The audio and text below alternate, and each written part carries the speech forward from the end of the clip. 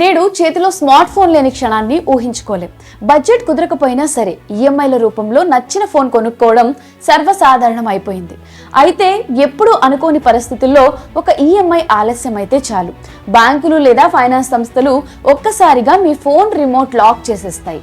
దీంతో కాల్స్ రాక, అవసరమైన సేవలు అందక వినియోగదారులు తీవ్ర ఇబ్బందులు ఎదుర్కొంటూ ఉంటారు. ఈ తంతుకు చెక్ పెడుతూ ఆర్బీఐ సంచలన నిర్ణయం తీసుకుంది. రికవరీ పేరుతో బ్యాంకులకు ఇష్టం వచ్చినట్లు వ్యవహరించే హక్కు లేదని స్పష్టం చేసింది. 2027 జనవరి 1 నుంచి అమలు కానున్న ఈ కొత్త నిబంధనలో అసలు ఏముంది? లోన్ బాకీ పడితే మీ ఫోన్ ను ఎప్పుడు బంద్ చేయొచ్చు? వినియోగదారులకు కల్పించిన రక్షణలేంటి? ఒకసారి చూద్దాం. చాలా మంది వ్యక్తిగత అవసరాల కోసం పర్సనల్ లోన్స్ తీసుకుంటూ ఉంటారు. అయితే ఆ రుణాలకు ఈ ఫోన్లకు సంబంధం లేకపోతే బ్యాంకులు ఫోన్ను లాక్ చేయడానికి అస్సలు వీల్లేదు. కేవలం ఆ నిర్దిష్ట స్మార్ట్ ఫోన్, ట్యాబ్ లేదా ల్యాప్టాప్ కొనుగోలు కోసం మాత్రమే ప్రత్యేకంగా రుణం తీసుకున్నప్పుడు డివైస్ లాకింగ్ వర్తిస్తుంది. ఒక నెలకు సంబంధించి ఈఎంఐ కట్టలేదని మరుసటి రోజే మీ ఫోన్ ని పనిచేయకుండా చేయడం సాధ్యం కాదు.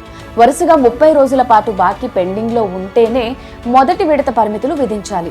బకాయి పడి 60 రోజులు దాటితేనే ఫోన్ పూర్తిగా లాక్ చేసే అధికారం బ్యాంకు ఉంటుంది. ఫోన్ పై రికవరీ ఆంక్షలు విధించినప్పటికీ వినియోగదారుడికి కొన్ని కీలక సేవలు ఎల్లప్పుడూ అందుబాటులో ఉండాలని ఆర్బీఐ తేల్చి చెప్పేసింది. ఇన్కమింగ్ కాల్స్ సదుపాయం ఆగిపోకూడదు. ఎస్ఎంఎస్ సేవలు, ఎమర్జెన్సీ కాల్స్ సదుపాయం రద్దు చేయకూడదు. వ్యక్తి ఉపాధి ఉద్యోగానికి అత్యవసరమైన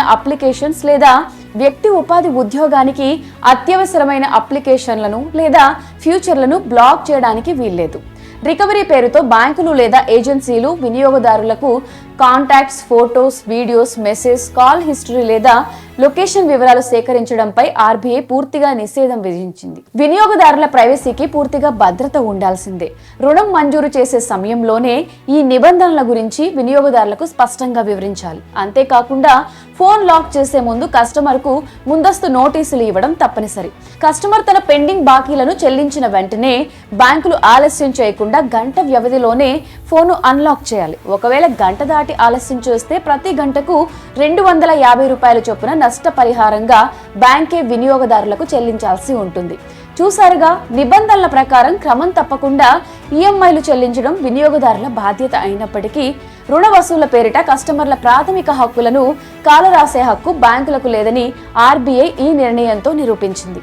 ఈ నూతన మార్గదర్శకాలు రాబోయే రోజుల్లో కస్టమర్లకు పెద్ద ఊరటనివ్వనున్నాయి.